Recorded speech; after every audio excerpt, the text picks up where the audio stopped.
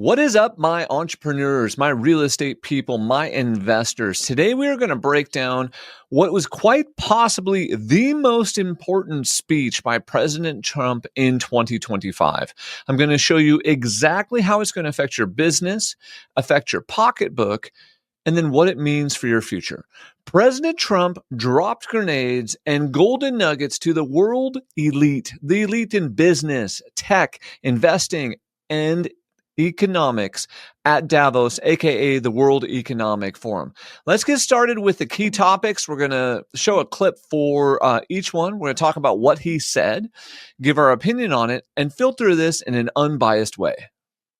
I feel like President Trump had 7 main talking points during his address at Davos. 1, the golden age of America. 2, a revolution of common sense. 3, fixing the economic chaos. And puts out a lot of blame on that one. Number 4, securing our sovereignty. Number 5, investments that matter. Number 6, global peace initiatives. And 7, free speech. Let's get into each one of these points. Let's hear what President Trump has to say about the golden age of America. 3 days ago, I took the oath of office and we began the golden age of America. The recent presidential election was won by millions of votes, and all 7, every one of them, all 7 swing states. It was a massive mandate from the American people like hasn't been seen in many years. And I love his optimism. President Trump declares we're in the golden age of America. Time will tell, history will tell if that's actually true. However, what I will say is this is the first time that you've got an alignment of the courts, an alignment of the House of Representatives, of the Senate, of the executive branch. The Republicans and President Trump, if anyone can get a lot done right now. We know this is also a pro-business environment. So it'll be interesting to see.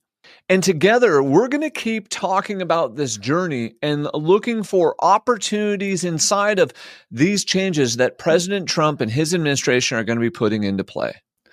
Because of the huge victory that President Trump won, winning the Electoral College, the popular vote, and basically control of Congress, he does feel, and rightfully so, that he has a mandate by the American people, by this populist movement, to go make a bunch of change happen. Number 2, let's look at the revolution of common sense. What the world has witnessed in the past 72 hours is nothing less than a revolution of common sense.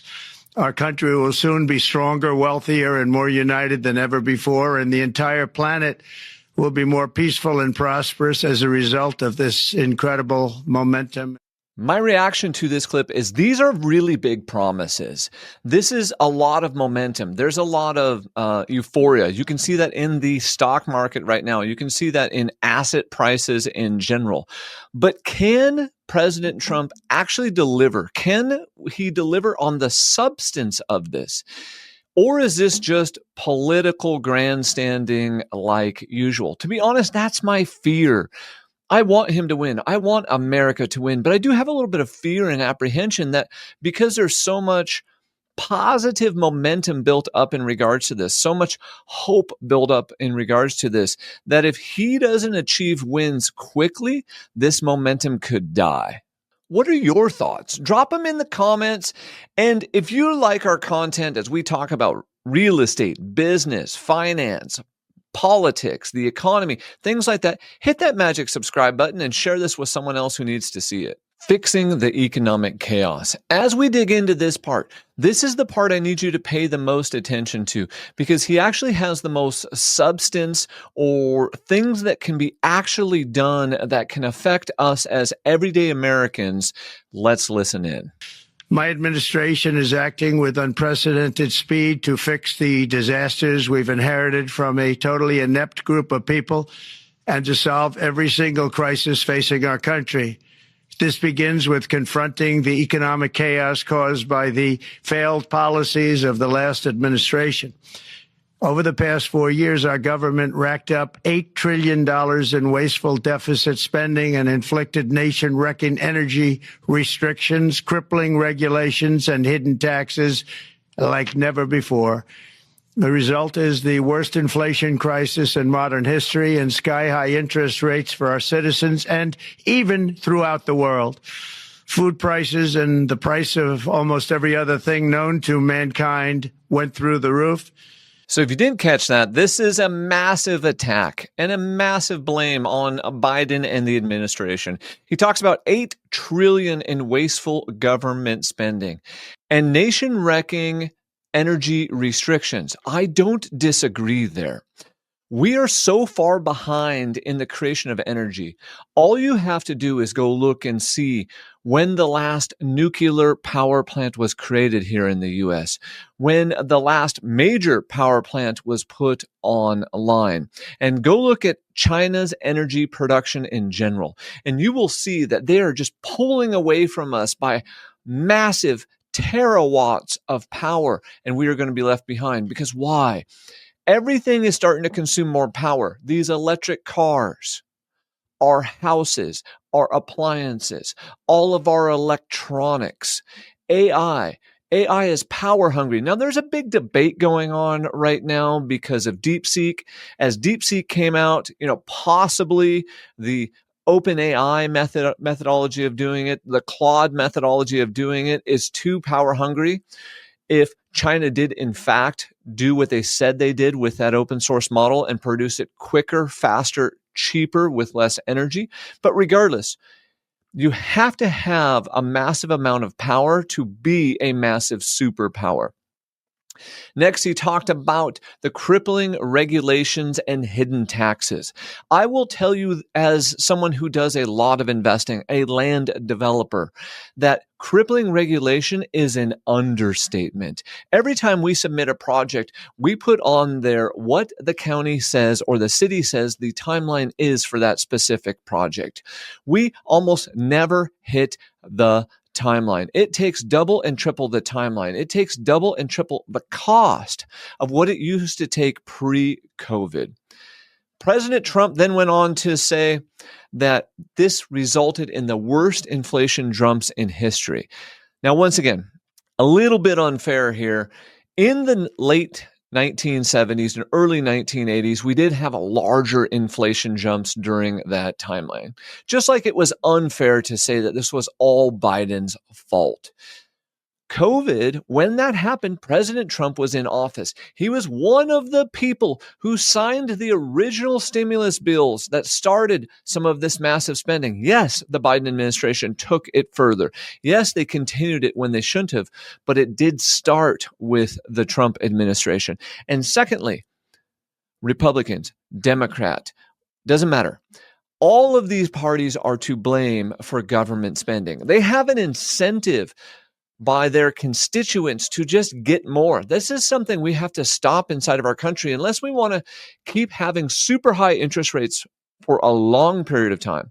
You can see the bond market did not like when the Fed did its set of rate cuts and the bond market shot up, specifically the 10-year Treasury.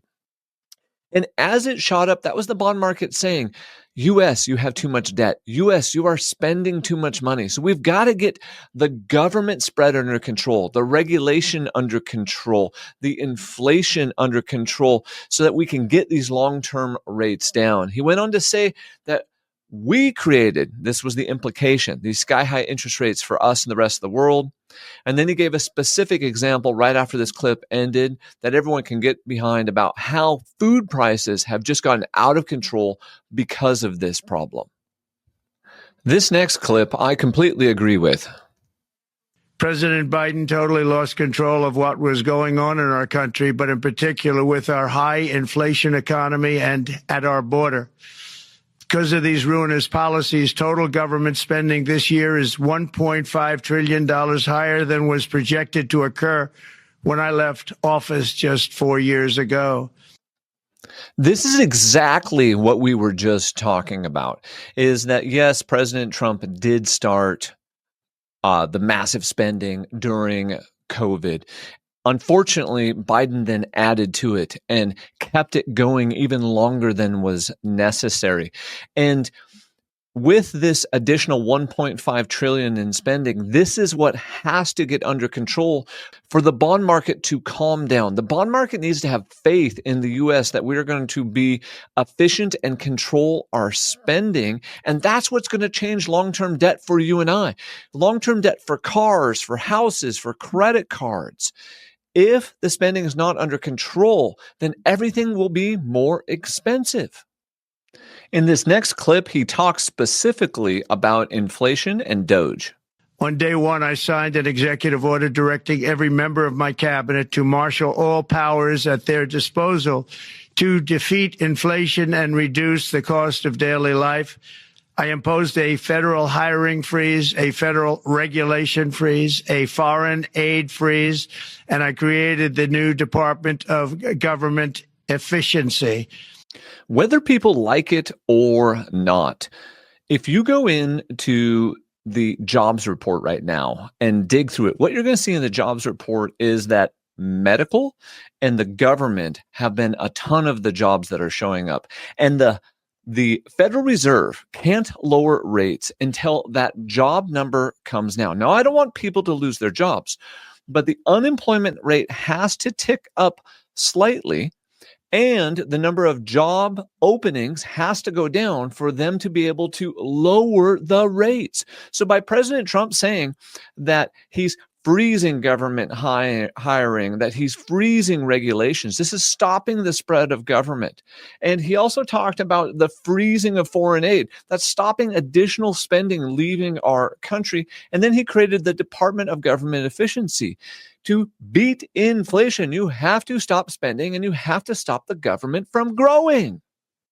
Is it the Green New Scam? Hit me with your thoughts in the comments, and let's listen to what President Trump has to say about this. I terminated the ridiculous and incredibly wasteful Green New Deal. I call it the Green New Scam. Withdrew from the one-sided Paris Climate Accord and ended the insane and costly electric vehicle mandate. We're going to let people buy the car they want to buy. Shots fired. So, Green New Deal, dead. Paris Climate Accords, dead.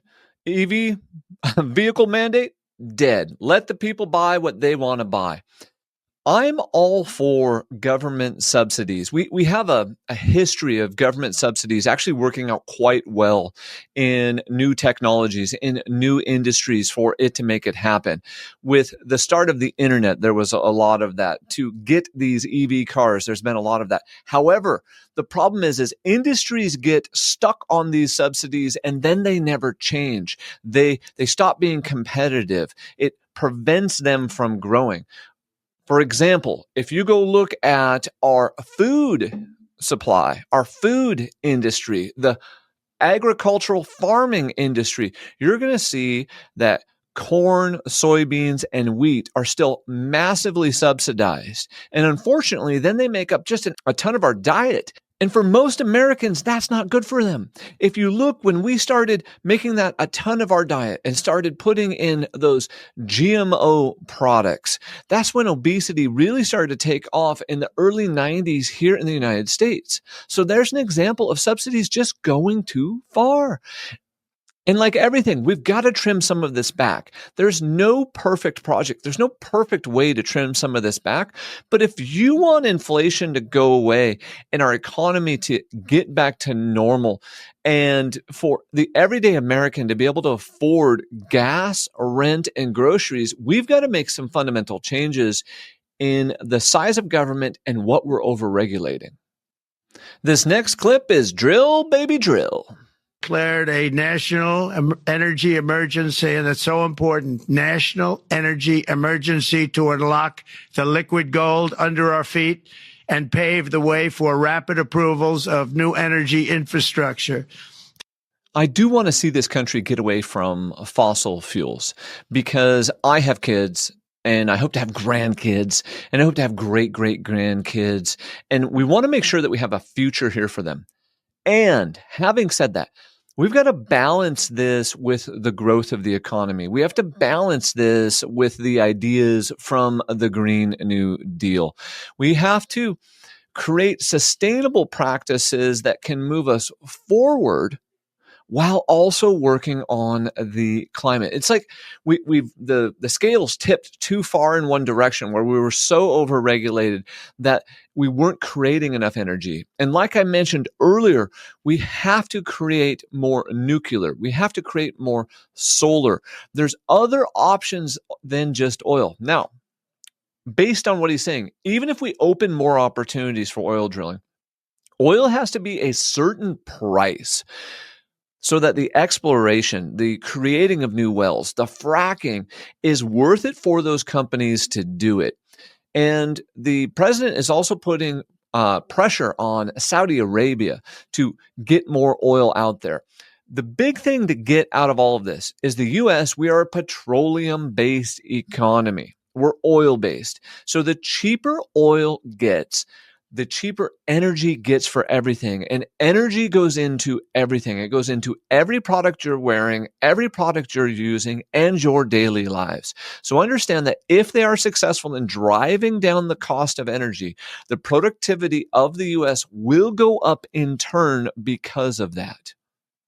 President Trump believes this energy deregulation is going to make the US a superpower, the the best, the top in AI and in crypto. And it won't be just AI and crypto. If you can unlock a ton of cheap energy or lower the energy costs, it actually helps every industry and every American. I'm not sure where President Trump gets this next figure. And so during this clip, if you know where he got this data for the regulatory burden that the Biden administration created on everyday Americans, I'd love for you to share that with me if you know where this comes from. In total, the Biden administration imposed $50,000 in additional regulatory costs on the average American household over the last 4 years. I have promised to eliminate 10 old regulations for every new regulation, which will soon put many thousands of dollars back in the pockets of American families. I love this idea of eliminating 10 old regulations for every one new regulation. It's like regulations should have some sort of a sunsetting period. Like they're enacted for a year, 2 years, 3 years, 5, but then they auto sunset unless they are renewed. Because what's happened with government as government's just continued to grow is no one's going back and reviewing regulation on top of regulation on top of regulation. One, for continuity. Two, for efficiency. Three, for just saving time and brain damage.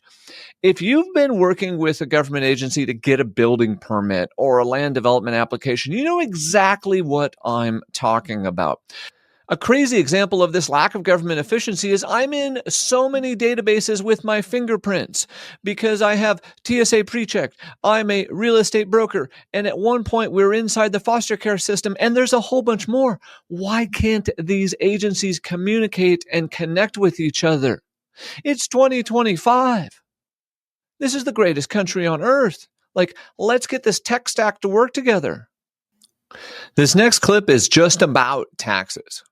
To further unleash our economy, our majorities in the House and Senate, which we also took along with the presidency, are going to pass the largest tax cut in American history, including massive tax cuts for workers and family, and big tax cuts for domestic producers and manufacturers. And we're working with the Democrats on getting an extension of the original Trump tax cuts, as you probably know, by just reading any paper. My message to every business in the world is very simple. Come make your product in America, and we will give you among the lowest taxes of any nation on earth. What President Trump is saying there is that he intends to redo the CARES Act 2, or to extend his original tax cuts. As real estate investors, this is one of those big ones for us. We'll talk more at the end about the benefit, but this is a big one for us. Second, he starts saying or talking about the lowering of the corporate tax rate. And If you want to build a product, come here to America to build that product. He's enticing business to come here. I think that's brilliant. Now, the problem though, if we already are in a deficit and we push through the largest tax cuts in history, what's going to happen? Unfortunately, that's inflationary. Unfortunately, that creates more deficit. We have to increase the GDP or the productivity per worker or the output of the United States massively to increase these tax revenues if we're going to go through a massive or the largest in history tax cuts. This one really remains to be seen. I like it as an idea, but will it actually work? I don't know. But we're going to have a lot of fun and take advantage of some of these tax breaks. Next comes his favorite word, tariffs. But if you don't make your product in America, which is your prerogative, then very simply you will have to pay a tariff, differing amounts, but a tariff which will direct hundreds of billions of dollars and even trillions of dollars into our treasury to strengthen our economy and pay down debt. Trump loves tariffs. He loves the word tariffs. Putting tariffs in place, I believe this is a negotiation tactic. I believe he's using this to open up negotiations. The problem is tariffs can be massively inflationary, and we are in a inflationary cycle. That's my big concern. You've also seen that the bond market responded to this because they believe the tariffs will be inflationary, which is making the debt more expensive for all consumers. As he uses tariffs to threaten other countries, what can happen though is this just becomes a tit for tat situation where we place one on China and then China turns around and places one on us. It becomes a war of escalation, of escalating tariffs against each other. What's also very interesting that was happening here is, remember, at the WEF, this is the G7. So you are on a certain level saying to your other economic allies, I'm going to tariff you if I don't get my way. I would have liked to have been in the audience and kind of looked around or had the feeling of what was going on there, because I think a lot of people were nodding their head and they were there. But on a certain level, they felt like, oh my goodness, Trump is kind of attacking us or beating us up to get what they want in this America First policy. This next clip is about the Trump euphoria. Is it real? That you're all gathered together, so many of my friends, but Americans, the economic confidence is soaring like we haven't seen in many, many decades, maybe not at all. Upon my election, it was just announced that small business optimism skyrocketed by 41 points in a single month. That's the highest ever. There's never been anything like that. Trump talked about the jump in small business confidence, and you can see it in the stock market. You can see it in business owners. You can hear it in our industry, in real estate, in the real estate investors that I work with. There is an optimism, a hope, and a direction right now. And the question, though, is this the fire? Is it actually got heat behind it? Or is this just fake? Just a little bit of early optimism that's going to burn out because the economy is so beat up? Or is this what creates the soft landing, the no landing? Time will tell on that particular piece.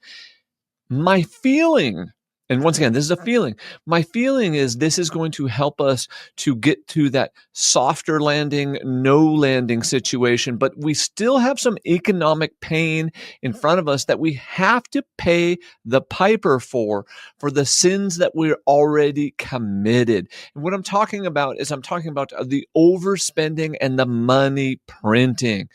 That inflationary pressure is not all the way gone yet. We still have to stamp that out. And in the summary, we're going to go over opportunities for you to be able to benefit from this. I love the interest rate declaration by President Trump in this clip. With oil prices going down, I'll demand that interest rates drop immediately, and likewise, they should be dropping all over the world. Interest rates should follow us. He had just finished talking about how Saudi Arabia needed to work with OPEC to get production up, to get oil prices down. With oil prices coming down, he says, we need to drop interest rates, and you, the rest of the world, need to drop interest rates.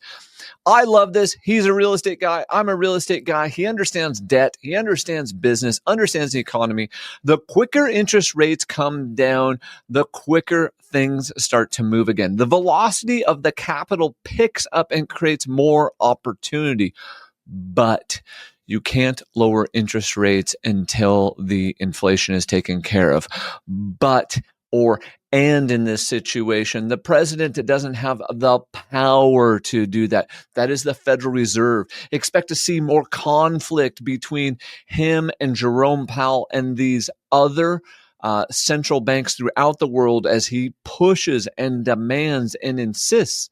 And that's all he can do to get interest rates lower. Do I believe he's going to be successful? Yes, I believe he's going to be able to move the ball, but probably not as fast as you and I want. Securing our sovereignty. I'm also taking swift action to stop the invasion at our southern border. They allowed people to come in at levels that nobody's ever seen before. It was ridiculous. President Trump has declared a national emergency at the border. He moved troops to the border. He started the deportation of criminals and other illegals. This right here is going to go a long way towards getting the American population to believe in the initiatives, to stop some of the wasteful government spending and just control immigration. I am extreme pro-immigration. My mom immigrated here. My grandparents on my dad's side immigrated here. I'm just for legal immigration. I love that we can go out there and find the most talented people and recruit them to come to the United States, to come to the city where the streets are still paved in gold, where the American opportunity is alive and well. I just want it to happen in a legal, normal process instead of just the free-for-all that's happening on the border. So I actually personally support this. I think there is definitely a lot of grandstanding going on here. There's a lot of doing stuff to punish the previous administration politically. There's a lot of puffery, but all in all, this is something that massively needs to be done in order to create a long, safe, standing United States. And it's also helpful towards the economy. Investments that matter. In this clip, President Trump goes out of his way to specifically articulate major investors that are bringing money into the United States. There's never been anything like that. SoftBank has announced between a $100 and $200 billion investment in the U.S. economy because of the election result. And just 2 days ago, Oracle, SoftBank, and OpenAI announced a $500 billion investment in AI infrastructure. Other companies likewise have announced billions and billions and billions, adding up to trillions of investment in America, in the United States. These massive investments in AI, energy, infrastructure are putting America back on the map as the manufacturing and technology leader, with Oracle and OpenAI pledging $500 billion into the AI space. This is massive, and where capital flows, attention goes, and where capital flows, talent follows. So as capital is rushing into the United States, realize that's creating that next level of opportunity and quite possibly ushering in the golden era of America again, just like President Trump was saying. Global peace initiatives. I'm not going to play a clip for you on this part. I'm just going to give you my quick take and a quick summary. President Trump believes that If the price of oil came down, then the Russian and Ukrainian war would end immediately. He basically says it's dependent upon the price of oil, and that negotiating peace between Russia and the Ukraine while advocating for global denuclearization are bold moves, and then this could save millions of lives. I totally agree. And one thing I will very much give to President Trump, he has been very anti war, about keeping the U.S. out of global conflicts, about America first, about staying at home and taking care of our problems.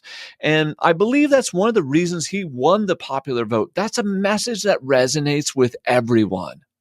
In addition, I'm pleased to report that America is also a free nation once again. Free speech. Let's go. On day one, I signed an executive order to stop all government censorship. No longer will our government label the speech of our own citizens as misinformation or disinformation, which are the favorite words of censors and those who wish to stop the free exchange of ideas and, frankly, progress. We have saved free speech in America, and we've saved it strongly. With another historic executive order this week, I also ended the weaponization of law enforcement against the American people and, frankly, against politicians, and restored the fair, equal, and impartial rule of law. My administration has taken action to abolish all discriminatory diversity, equity, and inclusion nonsense. And these are policies that were absolute nonsense throughout the government and the private sector. With the recent yet somewhat unexpected great Supreme Court decision just made, America will once again become a merit-based country. I love this. Free speech is back. No government censorship. And if you look, Facebook already started changing. They got rid of their fact checkers. They went towards community guidelines, community notes, just like they do on X. No more silencing of our citizens and our politicians. When he says that, that's a nod to the far right who felt like their voice was getting squished online and silenced by the media. He goes on to say this is preventing progress. DEI is dead, and we're on to a merit-based economy.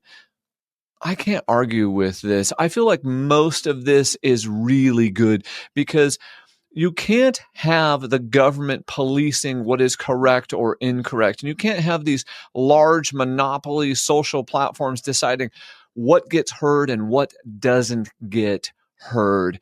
All of this is good. Now, in practice, will this play out and be perfect? Probably not. But we definitely needed to change from where we were. So that was a lot. Let's go back through real quick, summarize some of the key points here, and go into what are the opportunities? How can you take advantage of this? How can you benefit from what's sitting in front of us?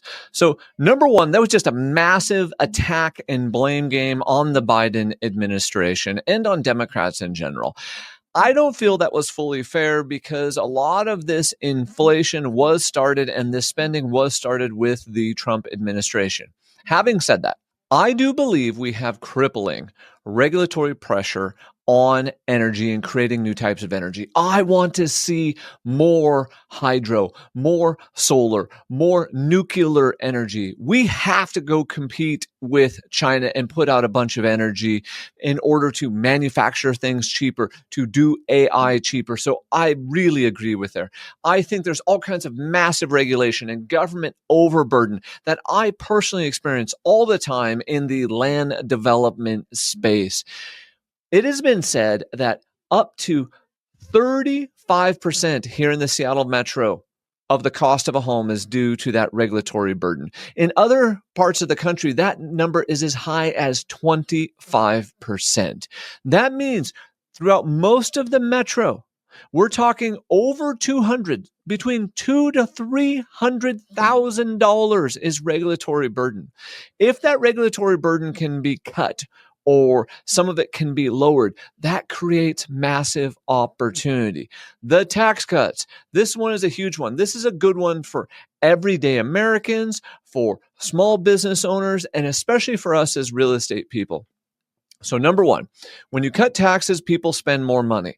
Number two, those tax cuts, there are specific tax cuts in there that can help small business to grow, which is the heartbeat of America. Number 3, it's called cost segregations and bonus depreciation. In the CARES Act, when they allowed bonus depreciation to happen and for real estate investors to go do a cost segregation study to accelerate that depreciation, that became something for the average investor all the way to the hedge fund to be able to write more off of their taxes. That is the big opportunity. So what I want you to be thinking about is, how do I take my duplex, my fourplex, and as these tax cuts come through, sell that property and cycle into a bigger one so you can take a larger set of depreciation up front. Inflation. I believe we've already beat inflation, and you're just seeing some of the poor ways in which we still measure inflation. That's just plain archaic. It's old school, and it sits there and it makes inflation look higher than it is. Now, I'm not saying prices. Prices are not going to come back down to where we want them to be, but we need the rate of change, the growth of prices to slow down to allow wages to catch up. So I believe we've already beat inflation, but we have to keep showing progress. The tariff idea, it worries me a little bit. That turns into this tit for tat war where other countries will start attacking us. The securing of the border creates unique opportunities for warehousing space, for rental properties along those southern border towns. Yes, as more people go there to help secure the border, they need more places to store stuff and they need more places to rent. I love the declaration and the guts by President Trump to say, you need to lower your interest rates. We need to lower our interest rates. You're going to feel some friction between him and Powell, but ultimately realize the Federal Reserve is its own independent agency. I do believe when you look at the 10-year Treasury, we have seen peak rates. So as this political pressure to lower rates and as the rest of the world keeps on the process of lowering rates, rates will get lower. So I want to ask you, what should I be purchasing today that makes sense today, that as rates come down, the deal just gets better and better? You know what? That might be a multifamily. That might be a development project. We can chat more about this, but there's opportunities inside of each one of these things. What I love is this administration is not just talking, they are doing. Whether you love the Trump administration or hate the Trump administration, the thing that you can acknowledge is that America is changing fast and that some of these changes are definitely going to be long-term beneficial to us as a country. What do you think about these changes? What do you think about sweeping reforms? What do you think about less government? Drop your thoughts in the comments. Don't forget to hit that like button. Share this with someone else that needs to hear this. Hit that subscribe button for more commentary, more thoughts about real estate, the economy, politics, how all of this is tying together and how all of us can make some money, have some fun, and forward to this optimism that's being created right now. I want to ride this optimism, but I want to be cautiously optimistic. In other words, I'm not going full euphoria, but I am definitely excited, and I'm definitely going in a little harder in 2025 than we had in the previous years.